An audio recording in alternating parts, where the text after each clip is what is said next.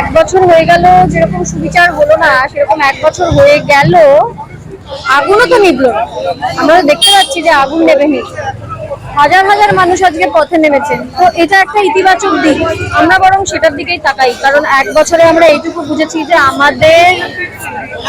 আমার অন্তত এই জুনিয়র ডাক্তারদের ডাকে, WBJDF এর ডাকে এই আন্দোলনের পাশে এসে দাঁড়ানো, এইটুকুই ক্ষমতা, এর বাইরে কিচ্ছু নেই।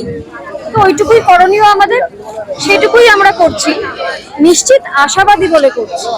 ইতিবাচক মানসিকতা নিয়েই তো আন্দোলন হয়, নেতিবাচক নিয়ে তো হয় না, তাহলে তো আন্দোলন হতোই না।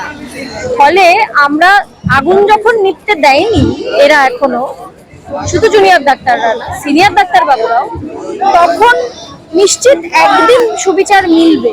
আমরা সেটা এ যাবৎকালীন দেখতে পাবো কিনা বলতে পারছি না, কিন্তু সুবিচার মিলবে। সিবিআই কতটা ভরসা? এই যে বাবা মা গেলেন দিল্লিতে, না, ভরসা নেই এই মুহূর্তে, কোনো ভরসাই করতে পারছি না, এই মুহূর্তে কোনো ভরসা করতে পারছি না। আজকের এই শ্যামবাজার মোড়ে দাঁড়িয়ে আছেন, এক বছর আগে চিত্রটা মনে আছে? এক বছর আগে তো এই সময় তো তখনও ঘটনা ঘটেনি, মেয়েটি বেঁচে আজকে, এরপর ঘটনা ঘটেছিল।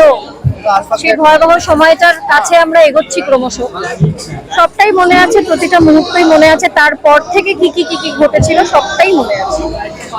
আন্দোলন কতদিন চালাবে? যতদিন না সুবিচার পাওয়া যাবে, যেটা লক্ষ্য আন্দোলনের, সেই লক্ষ্যে যতক্ষণ না পৌঁছবে আন্দোলন, ততদিন আন্দোলন চলবে অনির্দিষ্টকাল। নিশ্চিত আশা আছে একদিন না একদিন কি বিচার পাবে?